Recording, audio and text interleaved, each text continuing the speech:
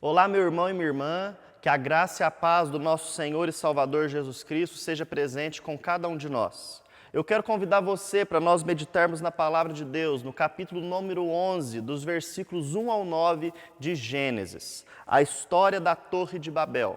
Abra sua Bíblia comigo, pegue aí, ligue o seu celular, o que for que seja, para que a gente faça essa leitura juntos. Diz assim a Palavra do Senhor: Ora, em toda a terra havia apenas uma linguagem e uma só maneira de falar.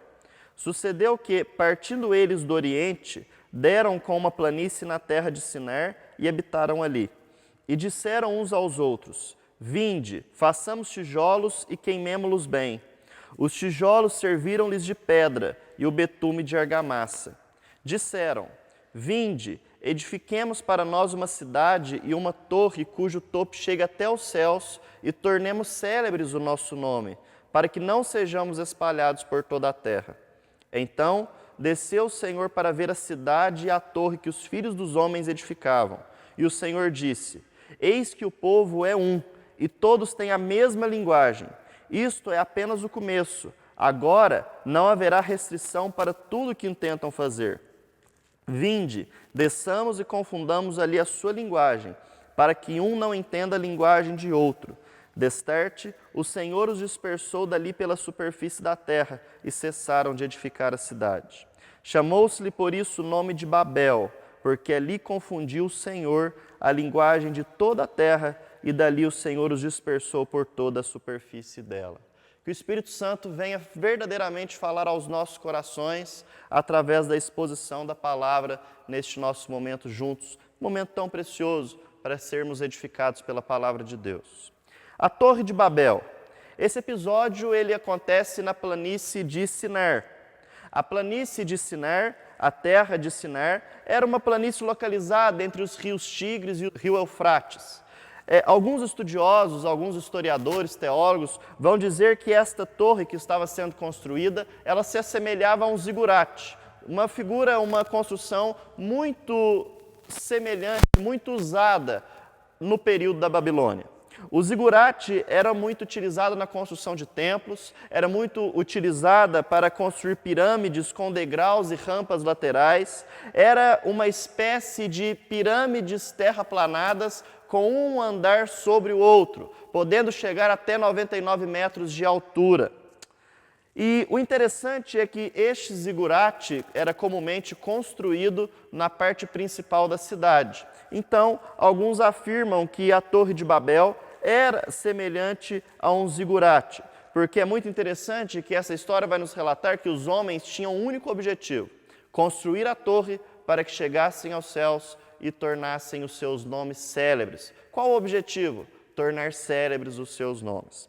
Essa história tem diversos ensinamentos, mas eu quero focar em 4 apenas para a nossa noite, para a nossa edificação, para nós meditarmos na palavra de Deus. O primeiro ensinamento eu quero que você acompanhe comigo o versículo 3. O versículo 3 diz o seguinte: E disseram uns aos outros: Vinde, façamos tijolos e queimemo-los bem.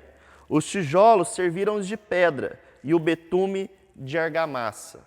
Esse versículo nós encontramos 2 verbos, o verbo fazer e o verbo queimar. Perceba a conjugação: façamos e queimemo-los. O que isso me traz? Quem está queimando? Quem está fazendo? Os próprios cidadãos que estavam ali construindo aquela torre. Mas o que isso tem a ver? Aquelas pessoas, as próprias pessoas ali da época, estavam fazendo uma construção. Não era Deus quem estava fazendo, não era Deus quem havia pedido, não era Deus quem havia ordenado, mas eram homens com um desejo egoísta no seu coração que estavam fazendo uma construção. Nessa fala, nós já começamos a perceber o orgulho daqueles homens em querer a glória para si. Eles queriam queimar, eles queriam fazer, eles queriam construir, e talvez de uma maneira inconsciente, Deus ali já tenha ficado de lado. Deus já tenha ficado esquecido. Deus já havia ficado distante do coração daquelas pessoas. A autonomia humana, a decisão de querer ter o seu próprio nome glorificado já estava imposta e já estava começando a ser feita ali. Eles queriam construir os seus tijolos e argamassas para se vangloriarem. Eles queriam a glória para si mesmos. Nós construímos, nós podemos e nós fazemos. Mas quando eu olho para o Novo Testamento, especialmente na carta de Tiago, Tiago no capítulo 4, versículos 13 ao 15, ele vai dizer: atendei agora, vós que dizeis, hoje ou amanhã iremos para a cidade tal, e lá passaremos um ano, e negociaremos e teremos lucros. Vós não sabeis o que sucederá amanhã. O que é a vossa vida? Sois apenas como neblina que aparece por instante e logo se dissipa. Em vez disso, devíeis dizer: se o Senhor quiser, não só viveremos, como também faremos isto, ou também faremos aquilo. A autonomia e o orgulho estavam no Éden, a autonomia e o orgulho estavam em Babel, a autonomia e o orgulho está hoje também em nossas vidas e nos nossos corações. A autonomia eu defino como não viver a vontade de Deus para nós, é sermos independentes. Orgulho eu defino como aquele sentimento de prazer e a grande satisfação com a minha própria honra, com o meu próprio nome. Esse sentimento de autonomia e orgulho é presente nas nossas vidas diariamente. Tanto é que quando o tempo que nós estamos vivendo se inaugurou em nossas vidas, quando a pandemia chegou e nós não poderíamos mais fazer nada, nós simplesmente ficamos desesperados, porque o controle saiu das nossas mãos. O ato do controle sair das nossas mãos, o ato de nós não sabermos o que sucederá amanhã, o ato de nós não sabermos se teremos dinheiro amanhã, no final do mês, e para honrar cada um dos nossos compromissos, o ato de não sabermos se contrairemos ou não a Covid-19, o ato de nós não termos o controle daquilo que está acontecendo e não termos a resposta certa, é sinal da autonomia e do orgulho presente nas nossas vidas. Nós fazemos isto, nós queremos isto, mas geralmente nós nunca falamos se Deus quiser. Nós fazemos isso com as nossas prepotências de achar que nós podemos e que nós fazemos. Meus irmãos, nós precisamos sondar os nossos corações. Será que a autonomia, será que o orgulho está presente nas nossas vidas? Será que eu e você não demonstramos essa autonomia e esse orgulho, essa busca pela minha própria glória e a minha vontade independente de planejar toda a minha vida independente de Deus, não se faz presente nos nossos corações? Mas perceba comigo o versículo número 4, a parte A. Diz: vinde, edifiquemos para nós uma cidade e uma torre cujo topo chega até aos céus e tornemos célebres o nosso nome.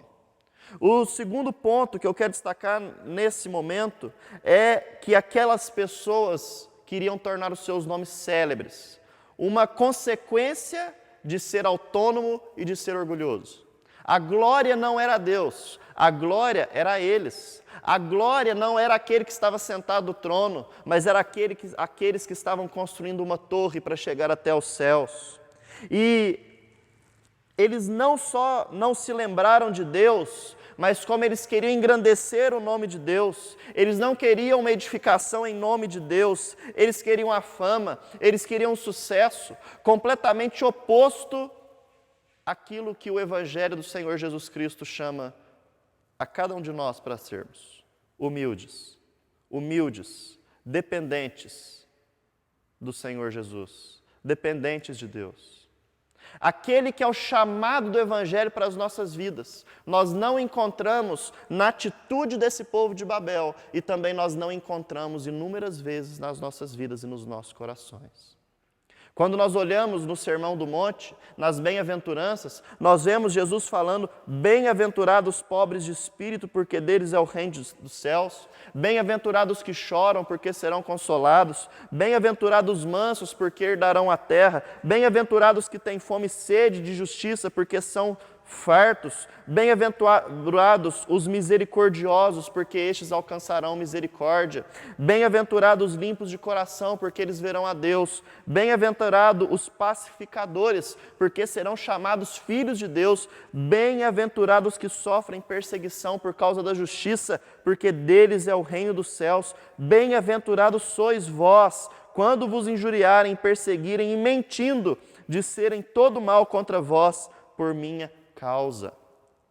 Quando nós percebemos essas bem-aventuranças que refletem o caráter do discípulo de Jesus Cristo, que é um reflexo do caráter de Jesus, e nós percebemos que é completamente oposto àquilo que a sociedade, a par de Deus, prega para as nossas vidas. Enquanto Jesus Cristo nos chama para a humildade e para o reconhecimento de que existe um só Deus, um só Criador, e que a Ele deve ser toda honra e toda glória, enquanto o Evangelho do Senhor Jesus Cristo nos chama para que sejamos pacificadores, mansos, pobres de espírito, chorando pelos nossos pecados, a sociedade a par de Deus nos chama para tornar os nossos nomes célebres, nos chama para a fama, nos chama para o sucesso, nos chama para o reconhecimento, nos chama para atos sem misericórdia a favor da nossa defesa.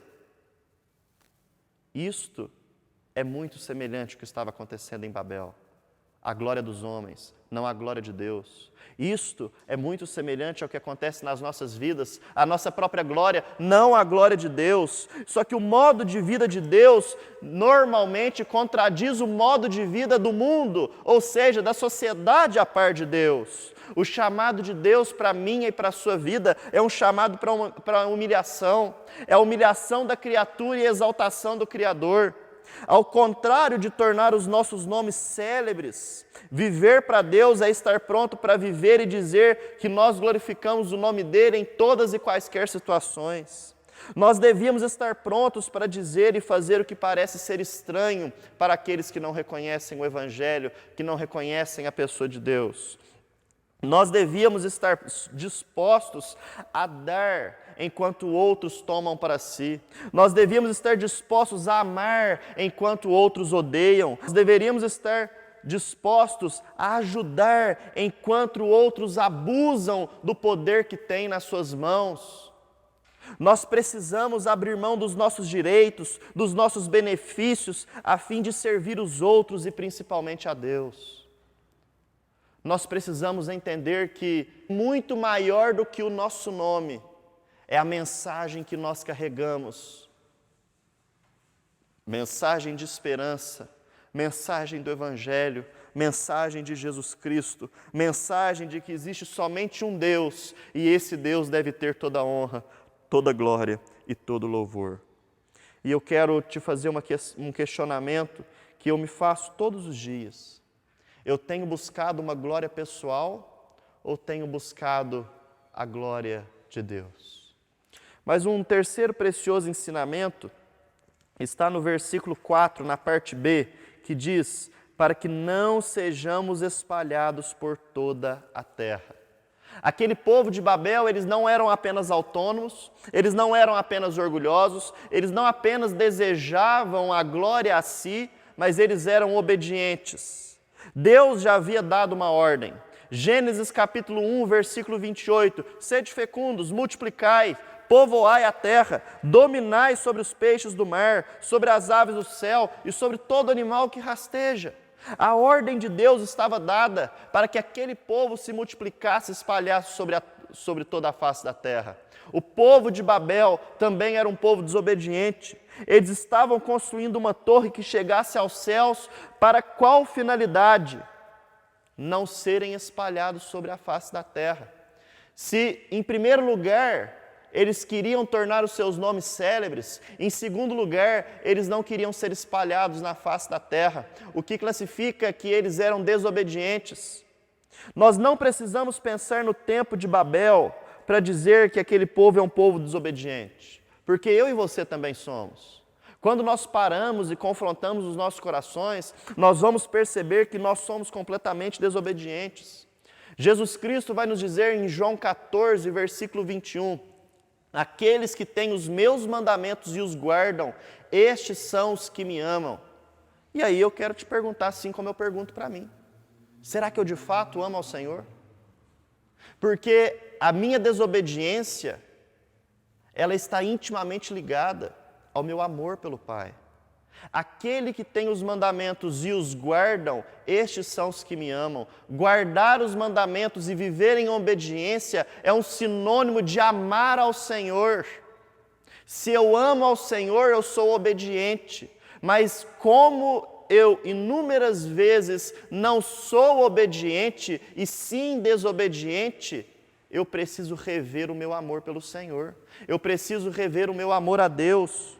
Será que eu e você de fato amamos a Deus? Porque se amássemos de fato a Deus, nós estávamos apacentando as suas ovelhas, nós estávamos fazendo discípulos para todas as nações. Será que eu realmente amo a Deus? Então, se eu amo, que eu seja carta viva desse Deus, que eu proclame a esperança desse Deus, que eu proclame a cruz de Cristo Jesus. Se eu amo de fato este Deus, nós precisamos ser embaixadores do reino. Se eu amo de fato esse Deus, nós precisamos obedecê-lo. Sejamos dele, vivamos para ele. Nós declaramos seguidores do Evangelho, mas inúmeras vezes nós não temos coragem de abrir mão das nossas vontades para fazer a vontade de Deus nas nossas vidas. Se eu e você somos seguidores de Cristo, ou se eu e você nos declaramos como discípulos dele, nós devemos começar a ser inconformados com o presente século e viver o Evangelho de Jesus Cristo com autenticidade, amando-o e cumprindo os seus mandamentos. Onde está a nossa vida com Deus?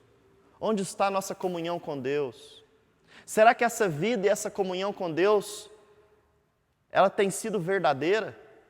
Ou será que a cada dia mais eu e você temos nos tornado autônomos, orgulhosos, com um desejo de notoriedade de tornar os nossos nomes célebres, com atos que revelam a nossa desobediência? A nossa vida com Deus, a nossa santidade, a nossa comunhão deve ser desenvolvida por cada um de nós, para que sejamos de fato obedientes ao Senhor e não desobedientes como o povo de Babel. Lucas capítulo 6, versículo 46, por que me chamais Senhor, Senhor, não fazeis o que eu vos mando? Por que chamamos Jesus de Senhor das nossas vidas e nós não nos submetemos a esse reinado? Nós não nos submetemos a esse senhorio? O apóstolo Paulo nos convida para que a gente apresente o nosso corpo como um sacrifício vivo, um sacrifício santo e agradável a Ele, porque somente Ele é o nosso culto racional. Deus tem planos bons, perfeitos e agradáveis para cada um de nós. A vontade de Deus para as nossas vidas é sempre boa, é sempre perfeita, ela é sempre agradável. O grande problema é que a desobediência inúmeras vezes reina nos nossos corações.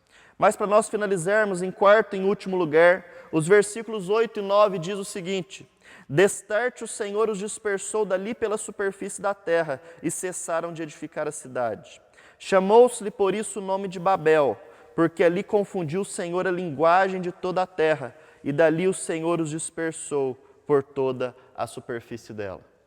Se em primeiro lugar nós falamos sobre a autonomia e o orgulho, no segundo lugar nós falamos sobre tornar os seus nomes célebres, se em terceiro lugar eu falei sobre desobediência, em quarto lugar eu quero destacar a soberania de Deus. Quando nós compreendemos a soberania de Deus, nós só temos um propósito: nos humilharmos na presença dEle. Perceba comigo, Deus dispersou aqueles que estavam em desobediência por toda a face da terra. Isto sim é colocar o homem no seu devido lugar. Isto é Deus entrando na história da humanidade, no meio da nossa autonomia, no meio do nosso orgulho, no meio da nossa desobediência, no meio do nosso desejo por tornarmos os nossos nomes célebres e engrandecidos. Deus entra na história e Ele nos dispersa. Ele entra na história e nos faz prostrar. Ele entra na história e nos faz humilhar. A soberania de Deus, ela é poderosa. Tão poderosa, nenhum ser humano pode resisti-la. Deus é Deus e Ele tem todo o poder em suas mãos. A soberania de Deus, ela é imutável. Porque se a imutabilidade faz parte do ser de Deus, não tem como a soberania de Deus ficar mudando de tempos em tempos.